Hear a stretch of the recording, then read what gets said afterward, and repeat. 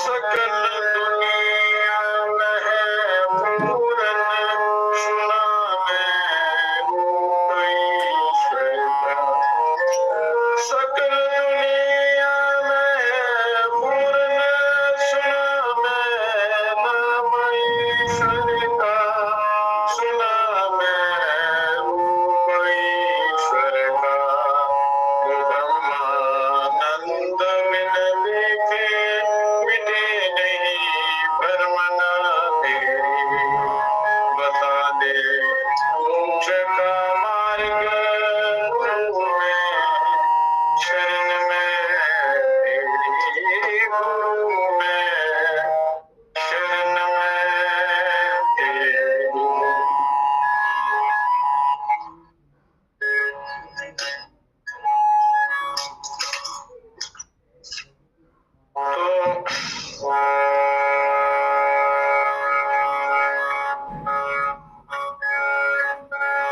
गुरुओं से शिष्य मोक्ष का जिज्ञासु जो है वो कृष्ण प्रार्थना करता है, प्रभु ऐसा मार्ग बताओ जिससे मेरा ये जन्म मरण का चक्कर छूट जाए और मैं उस परमानंद की प्राप्ति करूं, उस ब्रह्म में लीन हो जाऊं, सदा के लिए दुख से छूट जाऊं। ये जन्म लेना मरना बड़ा कष्टदायी होता है, तो ये गुरु ही मार्गदर्शन कर सकते हैं। तो सच्चे हृदय से जो शिष्य गुरुओं से प्रार्थना करता है तो गुरु कृपा करते हैं, तो ईश्वर का साक्षात्कार हो जाता है।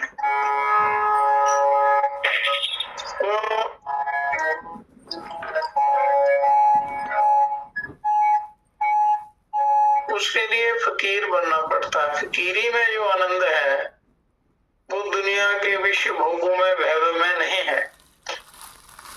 तो जो जिसको फकीरी में आनंद है तो उसको ये वैभव गिरा नहीं सकते, उसको नुकसान नहीं पहुंचा सकते, उसका कल्याण हो जाता है। कहते हैं फकीरी में मजा जिसको अमीरी क्या बिचारी है।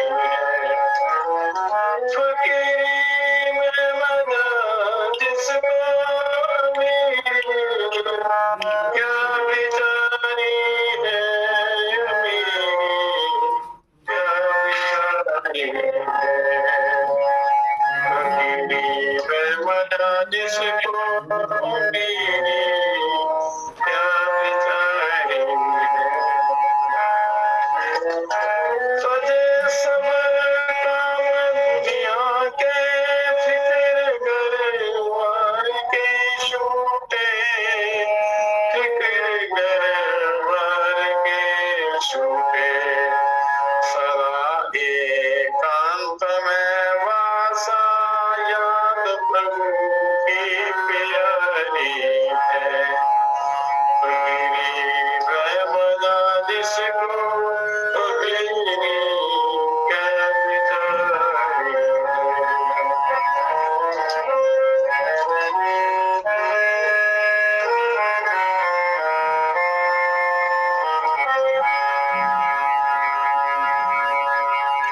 आज का जो विषय है कि धन साधन है या साध्य, तो उसी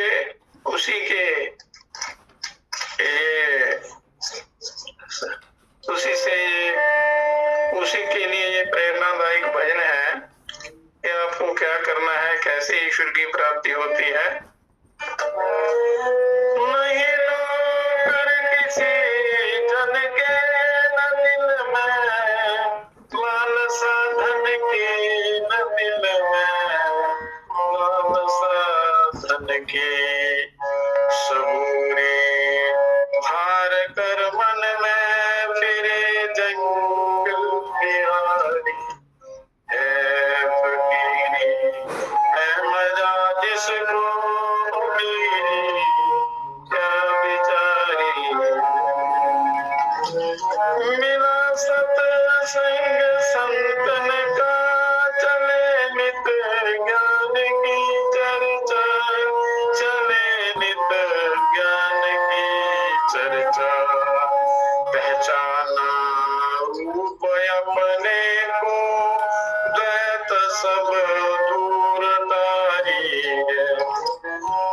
पहचाना रूप अपने को द्वैत सब दूर तारी है फकीरी में मजा जिसको मेरी क्या बिचारी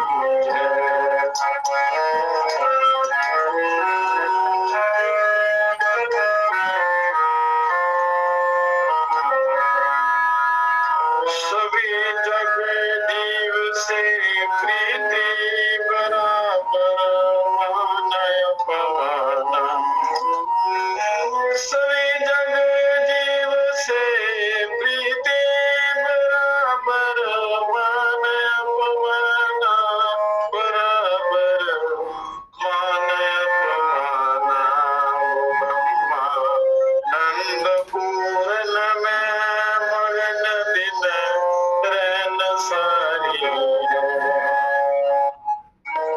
फकीरी में मजा जिसको अमीरी क्या बिचारी है अमीरी क्या बिचारी है फकीरी में मजा जिसको अमीरी क्या बिचारी है।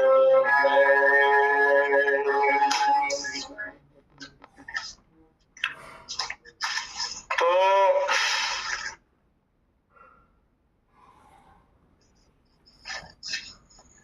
धन साधन है या साध्य।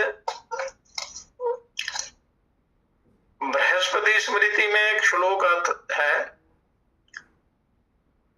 आदरेण यथा स्तौति धनवंतं धनेच्छया तदा चेद विश्वकर्तारं को नामुच्चेत बंधनात्। धन की इच्छा से मनुष्य जैसे आदर और विवेक से धनवान की सेवा स्तुति करता है वैसे ही ईश्वर प्राप्ति की इच्छा से विश्व रचयिता भगवान की सेवा करे तो जन्म मृत्यु के बंधन से छूट जाए। जैसे धन की प्राप्ति की इच्छा से हम धनवानों के या बड़े बड़े अधिकारियों के बड़े गहराई से उनकी स्तुति सेवा करते हैं वैसे ही यदि ईश्वर की प्राप्ति की इच्छा से उस परम प्रभु से जो असंख्य सृष्टियों को सब कुछ देता है और उनकी सेवा करें तो जन्म मृत्यु के बंधन से मनुष्य छूट जाता है।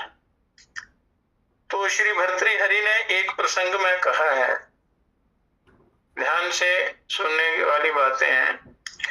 नारम्यम नारम्यम प्रकृति गुणतो वस्तु किमपि के जगत में कोई वस्तु ऐसी नहीं है जो स्वभाव से ही अच्छी या बुरी हो। अच्छी बुरी वस्तु बनती है उसके उपयोग के अनुसार, उसका उपयोग। अगर सदुपयोग हो तो वो अच्छी बन जाती है, दुरुपयोग हो तो बुरी बन जाती है। तो अणु शक्ति से लोक सुख के कार्य भी हो सकते हैं और अणु बम से निरीह लाखों प्राणी मारे भी जाते हैं। वही परमाणु वही अणु मनुष्य के कल्याण का काम भी कर सकता है और वही अगर बम बनाकर चलाए जाए तो मनुष्य को मार भी देता है। सांप दूध पीता है तो उससे जहर पैदा होता है और वह मनुष्यों के प्राण हरता है। वही दूध एक बालक को पिलाया जाए तो उससे बालक के शरीर का गठन होता है। वस्तु का उपयोग जो है वो आपने किस ढंग से करना है। अगर आप उसका सदुपयोग करते हैं तो कल्याण है, दुरुपयोग करते हैं तो पतन है होता है। तो इसी प्रकार धन स्वभाव से बुरा नहीं है, उसका दुरुपयोग ही उसे बुरा बनाता है। धन का हो, अपने ज्ञान का हो, अपने पद का हो, अपने शरीर का हो, वो बुरा बनाता है और उसी से मनुष्य का अधा पतन होता है। उससे मनुष्य का अधा पतन होता है। यदि सदुपयोग होता है तो उससे मनुष्य की उत्पत्ति होती है, उन्नति होती है, उसका कल्याण होता है। धन का उपयोग यहाँ तक साधन के रूप में होता है, वहां तक वह हानिकारक नहीं होता। यहाँ तक साधन के रूप में होता है तो हानि नहीं पहुंचाता। और पर यदि धन को साधन के बदले साध्य के सिंहासन पर बिठा दिया जाता है तो वह निश्चय ही मनुष्य का पतन करता है। भले इसकी कोई सीमा होती है तो मनुष्य जो है, धन जो है वो साधन है, साध्य नहीं है। साध्य वो परिपूर्ण ब्रह्म परम पिता परमात्मा है, ईश्वर है, जिससे आपका कल्याण होना है। तो ये बात तो सर्वसम्मत है कि मनुष्य जीवन का ध्येय भगवत प्राप्ति है, क्योंकि शास्त्रों में भी बताया है कि मनुष्य का लक्ष्य क्या है, ईश्वर प्राप्ति, भगवत प्राप्ति, प्रभु प्राप्ति। क्योंकि दूसरे किसी भी शरीर में ईश्वर प्राप्ति की योग्यता नहीं है, भगवत प्राप्ति की योग्यता दूसरे किसी भी शरीर में नहीं है सिवा मनुष्य के। तो जबकि विषय सुख तो 84 लाख योनियों में अपने आप मिल जाता है, कर्मों के अनुसार आपको अपने आप मिलेगा। अतएव भगवत प्राप्ति को ही जीवन का ध्येय मानकर जीवन निर्वाह के साधन के तौर पर न्याय और धर्म के अनुसार धन कमाना बुरा नहीं है। न्याय और धर्म के अनुसार धन कमाना चाहिए, वो कल्याणकारी होता है। वरना कमाना अत्यंत आवश्यक है, क्योंकि जीवन निर्वाह के लिए तो कमाना है, पर उतना ही कमाना है जिससे अपना साधन चल सके, अपना जीवन निर्वाह हो सके। पहले भी और आज भी धन के बिना जीवन निर्वाह नहीं हो सकता, क्योंकि साधन के बिना जीवन निर्वाह नहीं होता। इसी से अर्थ को भी एक पुरुषार्थ बताया गया है, धर्म अर्थ काम और मोक्ष। पुरुषार्थ 4 बताए गए हैं, धर्म अर्थ काम और मोक्ष। धर्म के अनुसार जो आप धन कमाते हैं, न्याय के अनुसार उससे कामना की पूर्ति और मोक्ष की प्राप्ति भी होती है। जो मनुष्य अपना निर्वाह भी नहीं कर सकता, वह दूसरों की सहायता कैसे कर सकता है? कैसे कर सकता है? नहीं कर सकता। अपना निर्वाह करते हुए दूसरों की सहायता करना ये भी जीवन का एक बड़ा लाभ है। आपके पास जो साधन है, आपके पास अगर ईश्वर की कृपा से या आप धर्म और न्याय के अनुसार धन कमाते हैं और अपने निर्वाह के बाद भी आपके पास धन बचता है, तो उससे दूसरों की सहायता करनी चाहिए, सदुपयोग करना चाहिए। तो उसका एक बड़ा भारी लाभ है। वो क्या है? भिक्षुकाः नैव भिक्षन्ति बोध्यन्ति गृहे गृहे दीयन्ता लोका अदातुः फलमीदृशम्। इसका भावार्थ ये है कि भीख मांगने वाले भीख नहीं मांगते, वह तो घर घर ये शिक्षा देते हैं कि हे भाई, दान करो, दान करो, दान करो। इस जन्म में दान ना करोगे तो इस समय जैसी हमारी स्थिति है वैसी ही तुम्हारी होगी। वो एक शिक्षा देते हैं, उससे मनुष्य को कुछ सीखना चाहिए और आदर पूर्वक उसकी सहायता करनी चाहिए, ताकि अगर कहीं यदि दूसरा जन्म मिले तो उसमें आपको दुख ना भोगना पड़े। इस चतुर्मास में नहीं बताओगे तो वर्ष भर क्या खाओगे? हम लोगों ने पूर्व जन्म में दान नहीं किया, इसी से आज भीख मांग रहे हैं। और इस प्रत्यक्ष उदाहरण से शिक्षा ग्रहण करो, क्योंकि जो सुख वैभव या धन और ऐश्वर्य प्राप्त होता है ये अपने कर्मों के अनुसार होता है। ये सत्कर्म करोगे और धर्म करोगे, दान करोगे तो उसका फल आपको अगले जन्म में भी मिलेगा, इस जन्म में भी, अगले में भी मिलेगा। यहाँ तक हमने देखा है कि जीवन निर्वाह के लिए धन अत्यंत आवश्यक है, परंतु उसकी प्राप्ति होनी चाहिए सन्मार्ग से, बेईमानी से नहीं, छल से नहीं, कपट से नहीं, धोखे से नहीं, घूसखोरी करप्शन से नहीं, आप नेक कमाई से, नेक प्राप्त होता है और परमात्मा देते हैं। पर जब मनुष्य की इच्छाएं बढ़ जाती हैं तो मनुष्य उल्टे सीधे मार्ग से धन कमाना शुरू कर देते हैं, तो उनका पतन हो जाता है। उसका असर संतान पर भी पड़ता है, पूरे परिवार पर पड़ता है, पूरे समाज पर पड़ता है, सबको भोगना पड़ता है। जन्म भी खराब हो जाता है और संसारिक सुख भी और परमार्थ भी सब गड़बड़ हो जाता है। तो धन की प्राप्ति सन्मार्ग से ही क्यों करनी चाहिए, ये विषय विशेष विचारणीय है कि अच्छे रास्ते से ही कमाई हो, क्यों हो, इस पर विचार करना है। जिस किसी प्रकार से प्राप्त किया हुआ धन क्या धन नहीं है? बैंक में उसका ब्याज भी उतना ही मिलता है जितना न्यायोपार्जित धन का, और व्यवहार में वह धन न्यायोपार्जित धन से जरा भी कम काम नहीं देता। तो उत्तर में निवेदन है कि ये विचार केवल स्थूल दृष्टि के हैं। यदि सूक्ष्म दृष्टि से देखा जाए तो इसका जो फल जो है कुछ और होता है।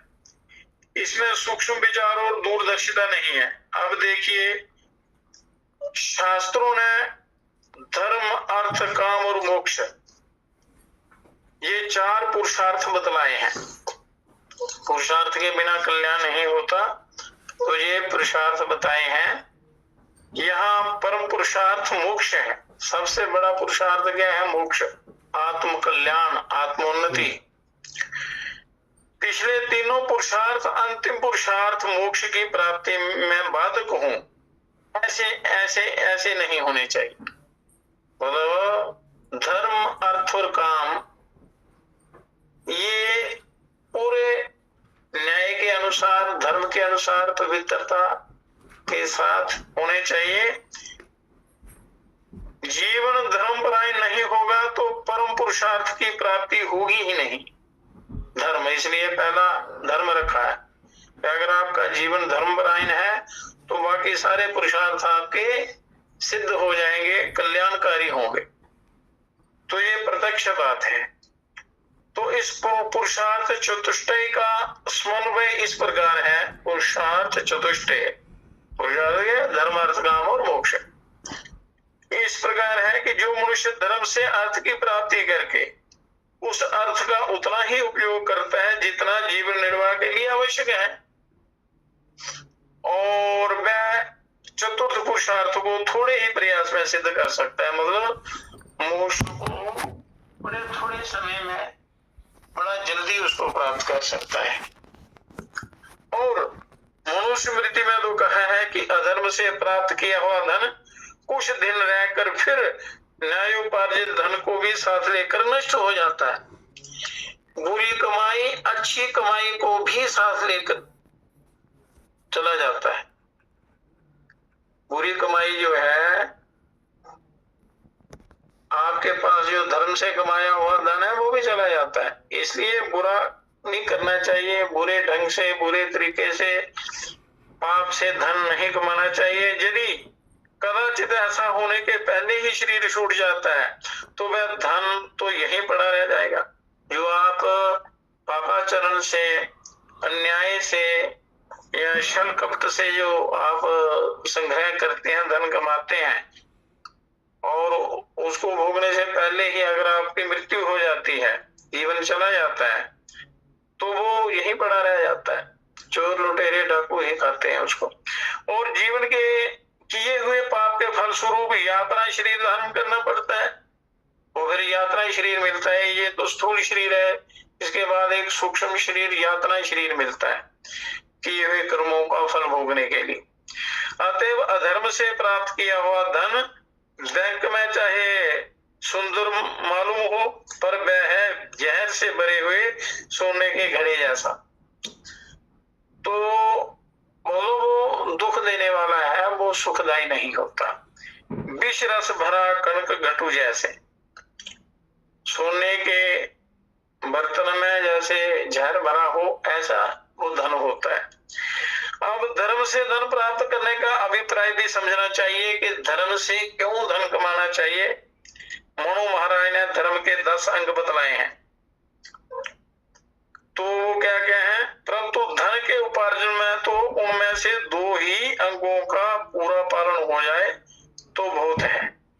इनमें पहला अंग है अस्तेय। अस्तेय, स्तेय कहते हैं चोरी को और अस्तेय कहते हैं चोरी ना करने। अतः अस्तेय का अर्थ है चोरी ना करना। किसी की अनुपस्थिति में या नजर चुराकर उसकी वस्तु को ले लेने का नाम ही चोरी है, ऐसी बात नहीं है। दूसरे के जरा से हक को ले लेना भी चोरी है, दूसरे का हक मारना भी चोरी है। यहाँ तक कि दूसरे की वस्तु की ओर ललचाई नजर से देखना भी चोरी ही मानी जाती है, वो भी चोरी ही है।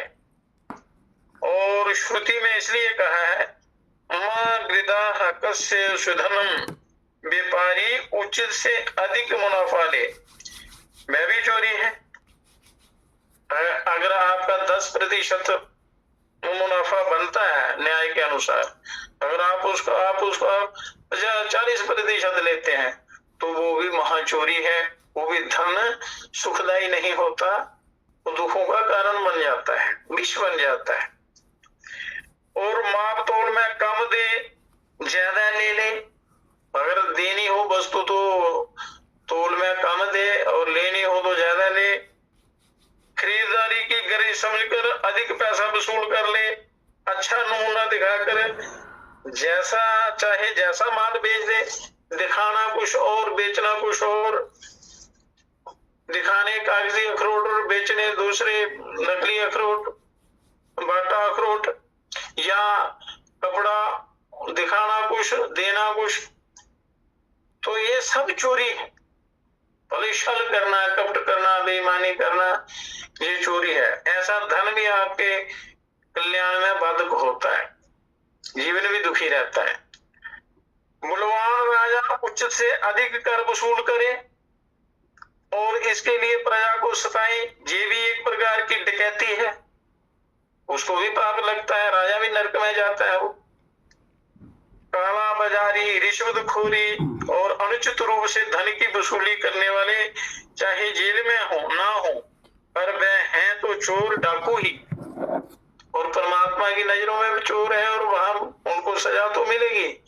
यहाँ पर मिले ना मिले, पर ईश्वर के दरबार में वो न्याय होता है। इस प्रकार सभी क्षेत्रों में मजदूर से लेकर प्रधान पदों तक, ऊंचे से ऊंचे पदों तक जो कोई भी अपने उचित हक से अधिक लेते हैं और उचित से कम काम करते हैं, वे सभी चोर कहलाते हैं। पहले आप नौकरी करते हैं, 2000 रोज का आपको मिलता है और 100 रुपए का काम नहीं करते, तो वो भी चोरी है। तो वो पैसा जो है वो दुख देने वाला होता है। पैसा साधन है, साध्य नहीं है, और साधन जो है वो भी धर्म और न्याय के अनुसार होना चाहिए, तभी आपका धर्म में मन लगेगा, भजन में मन लगेगा, अच्छा संग मिलेगा, कल्याण की तरफ आप जाएंगे। क्योंकि मूल यदि आपका ठीक है तो आगे आपका जो फल लगेंगे वो अच्छे लगेंगे। दूसरा अंग है अपरिग्रह, 10 अंग बताए हैं, और दूसरा है अपरिग्रह। संग्रह को ही परिग्रह कहते हैं, इकट्ठा करने को परिग्रह कहते हैं। अतएव अपरिग्रह का अर्थ हुआ संग्रह ना करना।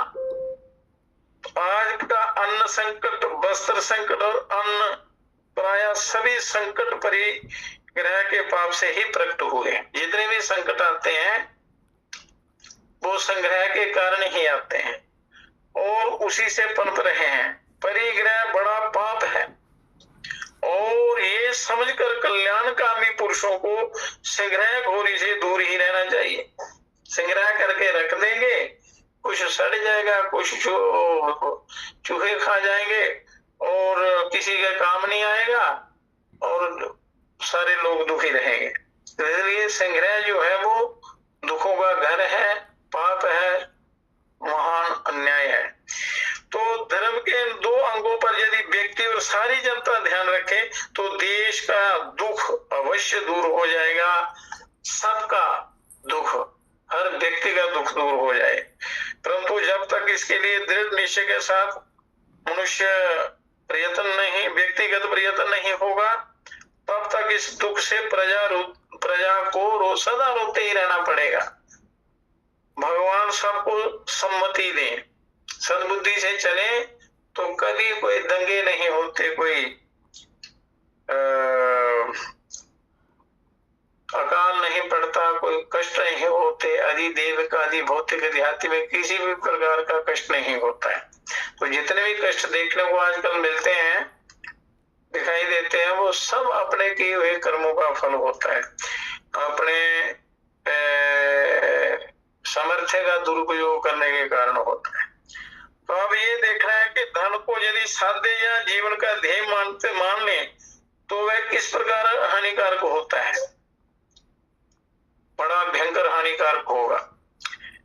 चित्त का ऐसा स्वभाव है कि वह जिस वस्तु का चिंतन करता है उसी आकार का बन जाता है, चित्त का ये ऐसा स्वभाव। तो अतएव यदि धन को ही जीवन का ध्येय बना लेंगे तो जीवन का सारा समय धन के चिंतन में जाएगा और परिणाम में चित्त की ध्येयकार बन जाने पर धन के सिवा दूसरी चीज अच्छी लगेगी ही नहीं, क्योंकि आप उसी का चिंतन करेंगे, वही उसका वो बन जाएगा, उसका आकार बड़ा हो जाएगा जिसका आप चिंतन करेंगे। तो फिर आपको धन ही अच्छा लगेगा, चाहे जिस किसी तरीके से आप कमाएं, पापाचार से, व्यभिचार से, अनाचार से, चोरी से, छल कपट से, घूसखोरी से, फिर मनुष्य उसी के पीछे लगा रहता है, धन धन धन के गीत गाता रहता है, उसी में जीवन चला जाता है और जीवन का पतन हो जाता है। अब कहते हैं जगलुध्वादनमयम कामुका कामनीमयम नारायणमयम धीरा पश्यन्ति ज्ञान चक्षुषा। भाव ये है कि धन ही जिसका ध्येय है वह जगत भर को एक धन संग्रह के साधन रूप में देखता है और उसे धन के सिवा दूसरी दृष्टि ही नहीं आती। कामी पुरुष जगत को स्त्री प्राप्ति के साधन रूप में देखता है और धीर साधक पुरुष ईश्वर प्राप्ति को जीवन का ध्येय बनाता है, ईश्वर प्राप्ति को।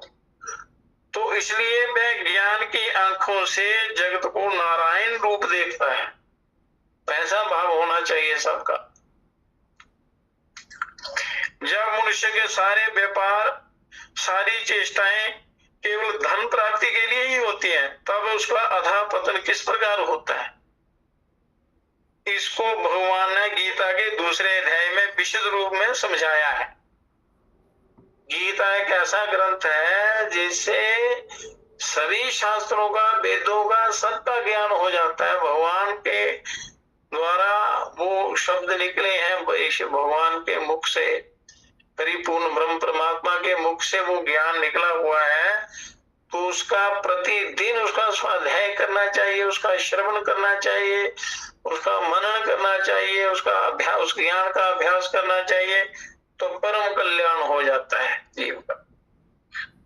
तो जहां कहा है कि मनुष्य जब धन को, मूल में विषय शब्द है, पर मनुष्य धन की प्राप्ति इसलिए करता है कि उसे भोग मिलते हैं, जीवन का ध्येय बनाता है, तब उसका चित्त हर समय धन का ही चिंतन करता है और जिस चीज का ज्यादा चिंतन होता है वो वही बन जाता है। चिंतन करते करते उसी में आसक्ति हो जाती है और आसक्ति से उसको प्राप्त करने की प्रबल कामना जाग उठती है। कामना में रुकावट आने पर, प्रतिरोध आने पर, होने पर, इच्छित वस्तु की प्राप्ति में विघ्न आने पर क्रोध अग्नि भभक उठती है, क्रोध बढ़ जाता है। अगर इच्छित वस्तु ना मिले तो क्रोध आता है, तो क्रोध से विवेक का नाश हो जाता है और विवेक का नाश हो जाने पर कर्तव्य का भान नहीं रहता। क्या करना है, क्या नहीं करना है, क्या कर्तव्य है, क्या कर्तव्य है, उसका ज्ञान नहीं रहता। ऐसा होने पर सारा सार धर्म या नीति के विचार ही मन में नहीं आते। परिणाम में मनुष्यत्व मिट जाता है, उसका जो बुद्धि जो है वो नष्ट हो जाती है और वह क्या बन जाता है कहा नहीं जा सकता, उसका घोर पतन हो जाता है। उसे क्या कहना चाहिए, ते के ना जानी महे, ये बात समझ में नहीं आती, उसका सर्वनाश हो जाता है। जिसका लक्ष्य धन है उसका पतन हो जाता है हर प्रकार से। तो समस्त पाप इस विषय लालसा से ही होते हैं, विषयों की लालसा से, और जो लालच है यही पाप का ये गुरु है। ये विषयों की लालसा और विषयों की प्राप्ति के लिए धन की लालसा धन इकट्ठा करने से नहीं मिटती। जो जो धन का ढेर लगता जाता है तो ही क्यों अधिक से अधिक प्राप्त करने की तृष्णा बढ़ती जाती है। कि आज मेरे पास 1000 रुपया है, कल 10,000 हो, 10,000 आने पर लाख हो, लाख आने पर करोड़ हो, करोड़ आने पर अरब हो, ऐसे खरबों में असंख्य। फिर वो पूरे पृथ्वी के धन की इच्छा करता है, ये पूरे ब्रह्मांड में जितना धन है सब मेरा मुझे मिल जाए। वो तृष्णा जो है मिटती नहीं, बढ़ती ही जाती है। तो धन से या विश्व भोग से किसी का मन भरा हो ऐसा भूतकाल में भी कभी नहीं सुना गया, ना कभी किसी का मन भरा। फिर आज के भोग परायण काल में तो ऐसा होगा ही कैसे, उसकी कभी पूर्ति नहीं होती। मुझे ना काम अग्नि भुजे ना काम अग्नि तुलसी कहूं विश्व भोग बहु घीते। कहते हैं कि भगवान ने कहा है कि लालसा को, कामना को तो मार ही डालना चाहिए,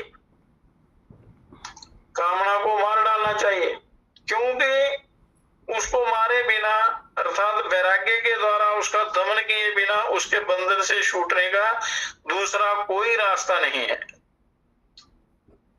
तो वैराग्य पैदा करना चाहिए अंदर, तो उसके लिए सत्संग बड़ा आवश्यक है और इस संसार की दुख रूपता का ज्ञान बड़ा जरूरी है, तभी वैराग्य होगा।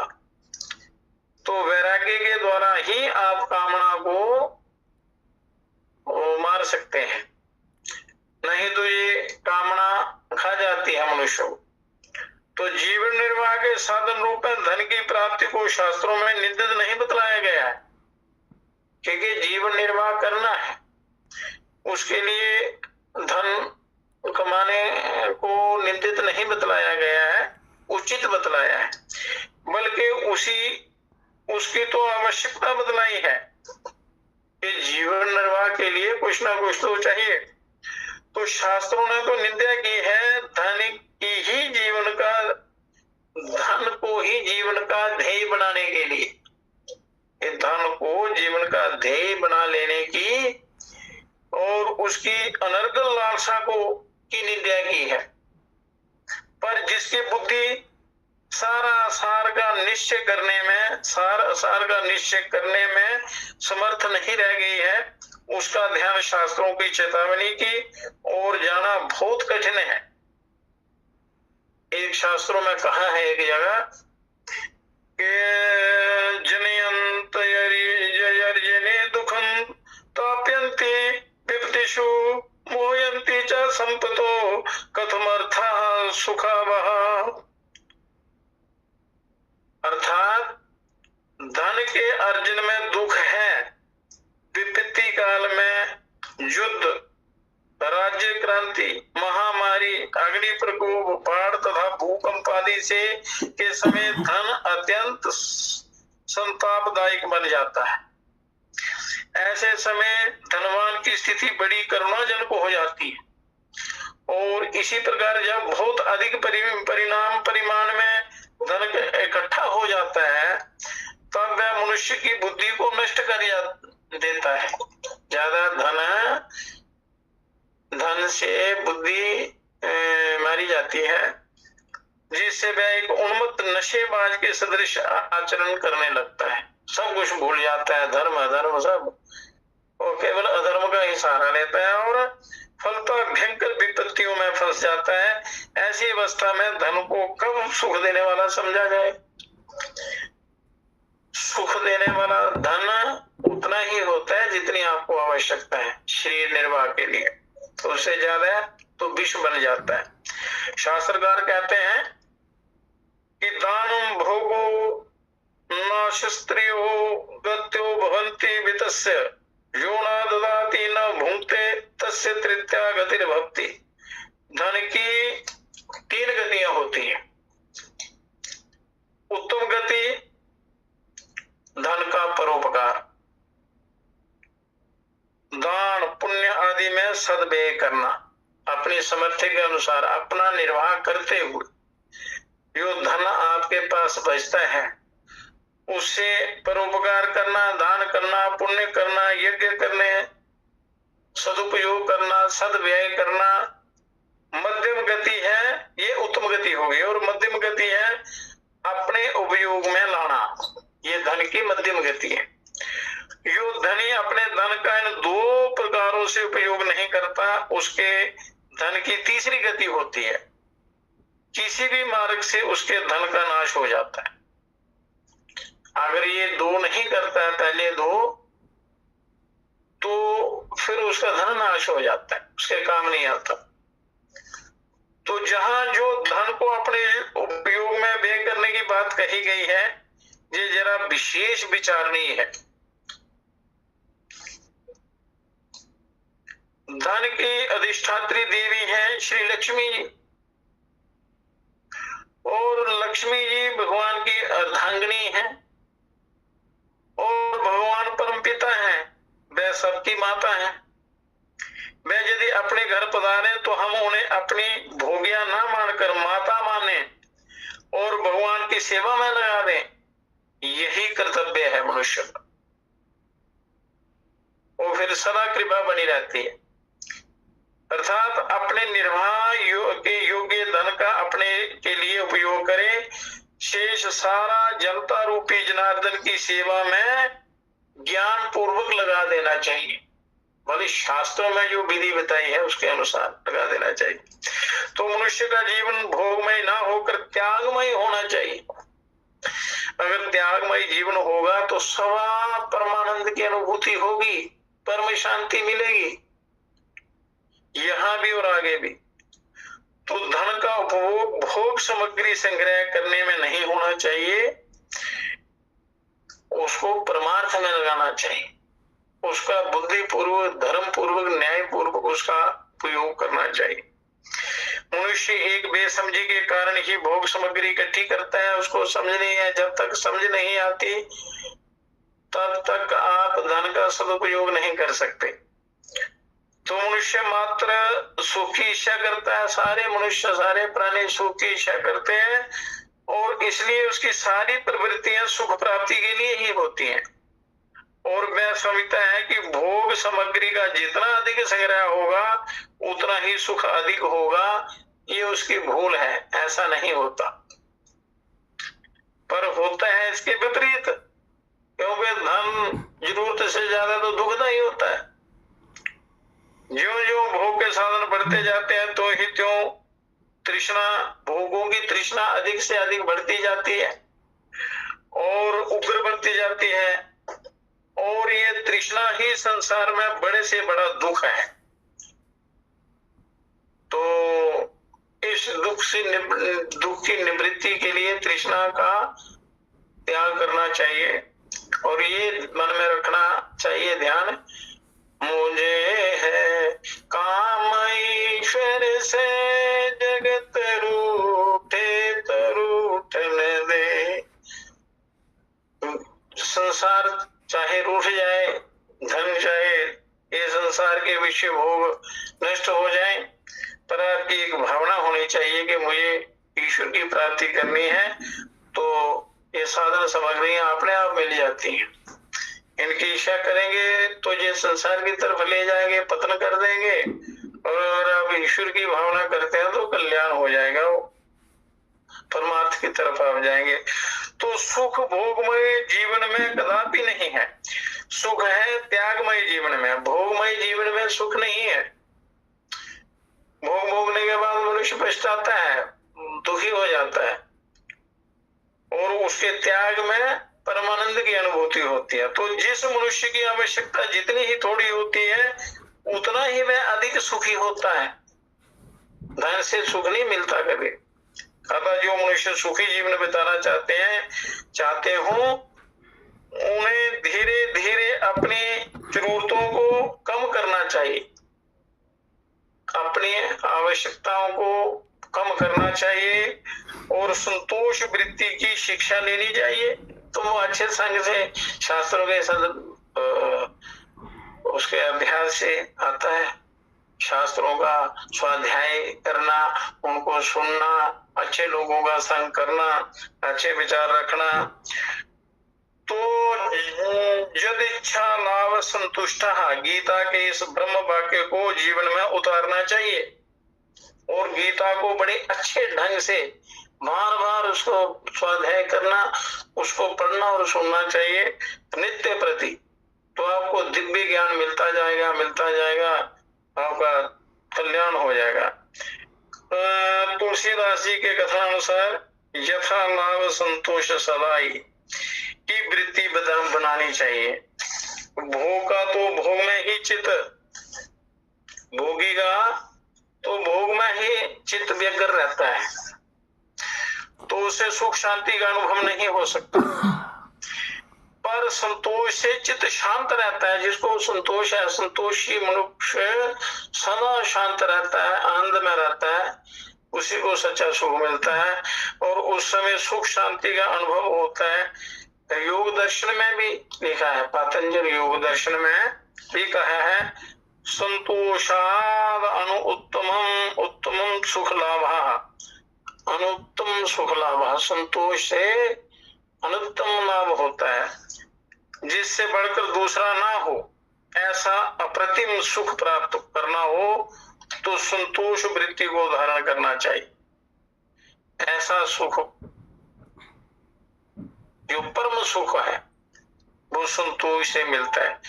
संतोष ही सुख है, ये एक महामंत्र है और इसको सतत स्मरण रखना चाहिए। तो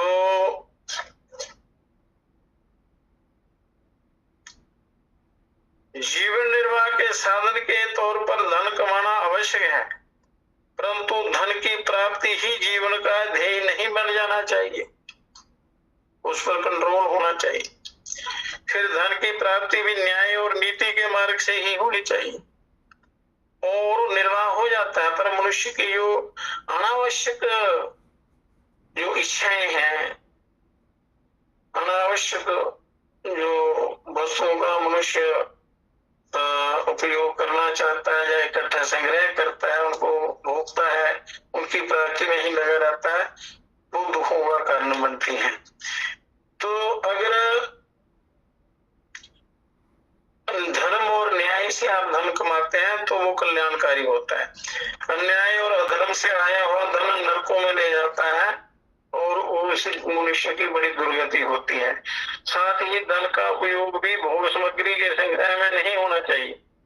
उपयोग के लिए, अपने उपयोग के लिए आवश्यक धन के अतिरिक्त शेष धन को परोपकार में लगाना है तो वो आपका रिजर्व बैंक बन जाएगा सदा के लिए।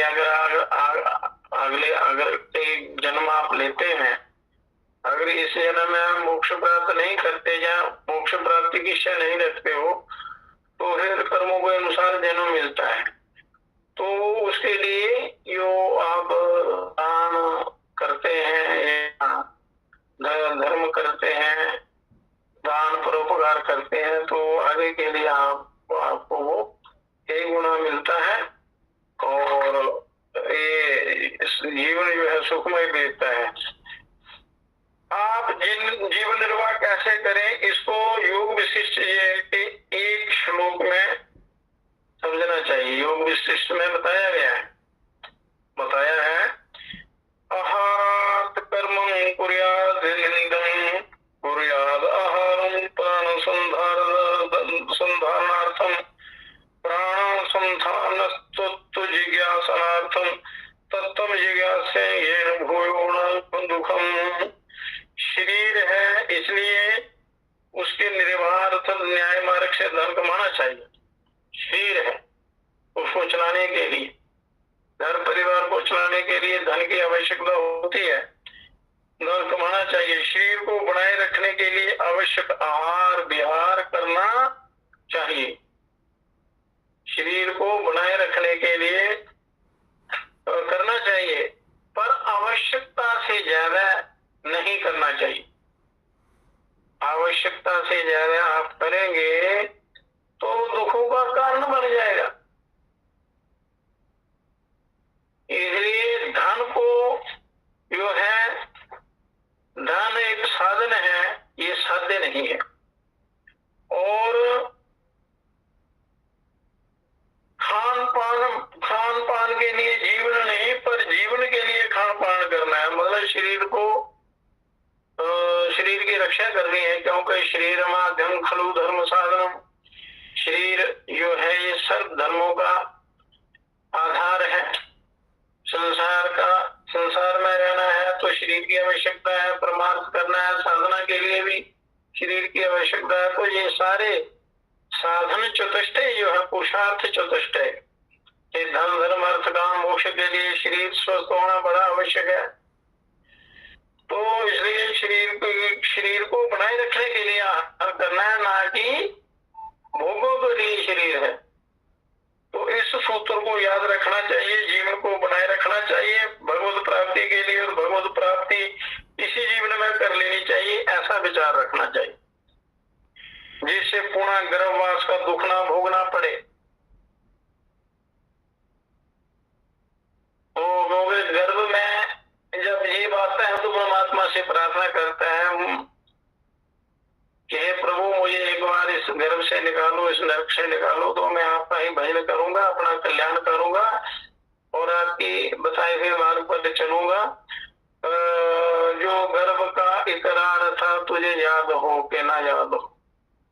गर्भ में जो इकरार करके आते हैं हम भूल जाते हैं, इसलिए दुख पाते हैं। तुझे नियम जैसे व्यक्ति के लिए सुखरूप फल देने वाला है, वैसे ही के लिए भी, सारी सृष्टि के लिए भी। जो व्यक्ति या समाज इसका पालन करेगा उसको दुख नहीं भोगना पड़ेगा। व्यक्ति से ही समाज बनता है, तो हर व्यक्ति यदि सदिच्छा रखे, कल्याण की कामना रखे, तो पूरा समाज कल्याणमय हो जाता है। भौतिकवाद का सिद्धांत इससे सर्वदा उल्टा है। तो वो क्या कहते हैं, तुम अपनी आवश्यकताओं को घटाओ मत, पर उनको प्राप्त करने के लिए प्रयत्न करते रहो, और अपनी जरूरतों को जो जो पोषण मिलेगा त्यों त्यों में बढ़ती ही जाएगी। और इस प्रकार संपूर्ण जीवन आवश्यकताओं की पूर्ति के प्रयत्न में ही बीत जाएगा, ये भौतिकवादी लोग कहते हैं। और इतने पर भी आवश्यकताओं की प्राप्ति अधूरी ही रहेगी, इसका नाम निष्फल जीवन है। और इसी से हमारे लिए ये सिद्धांत उपयोगी नहीं है। धन जो है, ये जो भौतिकवादी कहते हैं ना कि अपनी आवश्यकताओं को कम मत करो, बढ़ाते जाओ और उनको कमाने में लगाते जाओ, सारा जीवन लग जाएगा, फिर वो भजन साधना ध्यान अपना कल्याण कैसे करें, कभी नहीं हो सकता। तो इसलिए आपको धन को शरीर का मतलब साधन है, शरीर चलाने के लिए, जीवन चलाने के लिए, पर साध्य जो है वो ईश्वर है, परमात्मा है, अपना कल्याण है, धन नहीं है। इसलिए धन उतना ही चाहिए जिससे जीवन निर्वाह हो सके। और प्रभु जो करते हैं वो सबके भले के लिए करते हैं। शास्त्र बनाए, वेद शास्त्र उपनिषद इत्यादि जितने भी ग्रंथ बनाए मनुष्य के कल्याण के लिए, और फिर भी मनुष्य अगर अपना कल्याण नहीं करता तो ईश्वर के साथ विश्वासघात करता है। वो बड़ी कृपा करके भगवान जन्म देते हैं कि ये जीव जाएगा, अपना कल्याण करेगा, तो हम इस यहाँ फेल हो जाते हैं। ये संसारी लोग जितने भी माया के चक्कर में पड़ जाते हैं, अपने लक्ष्य को भूल जाते हैं, धन को ही अपना लक्ष्य बना लेते हैं, तो विष बन जाता है जरूरत से ज्यादा हो। तो इसलिए लक्ष्य आपका ईश्वर प्राप्ति होना चाहिए, भगवत प्राप्ति, ऊंचे विचार रखने हैं और उसके लिए प्रयत्न करना है शास्त्रानुसार। तो आजकल तो धन ही सबका लक्ष्य बन गया है, इसलिए दुखी है सारा समाज, सारा संसार, सारी सृष्टि। तो आज का सत्संग यही समाप्त करते हैं, क्योंकि कल का विषय होगा प्रभु जो करते हैं वो सब भले के लिए और जीवन का रहस्य क्या है। तो ये ठीक 9 बजे कल शुरू करेंगे। आज भजन के साथ इसका तो करेंगे समाप्ति।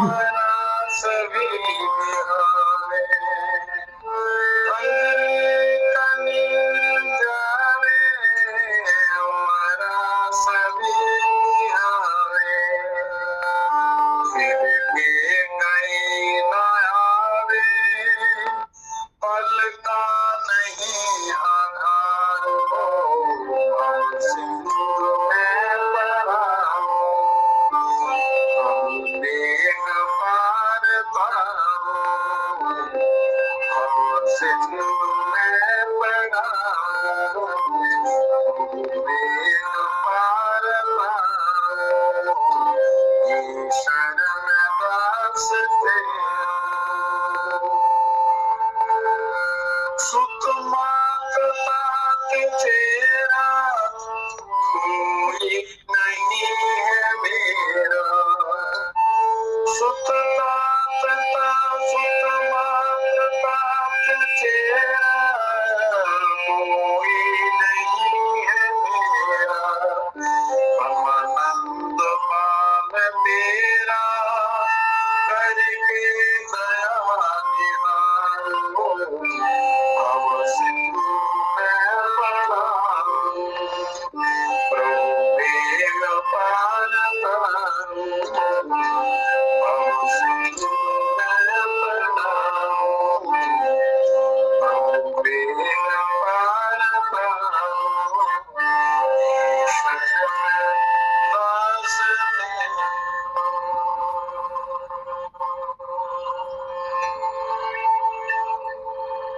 तो ये प्रार्थना परमात्मा से करनी चाहिए। हर पल हर क्षण में आपका ये भाव होना चाहिए कि हे प्रभु मेरा उद्धार करो, मेरा कल्याण करो, मुझे दर्शन दो, मुझे अपने में मिला लो, मुझे अपना साक्षात्कार करवा दो, इस भव सिंधु से छुड़ा दो, क्योंकि ये बड़ी गहरी नदी है और इसमें फंस गए तो फिर खरबों वर्षों के लिए आप गोते खाते रहेंगे।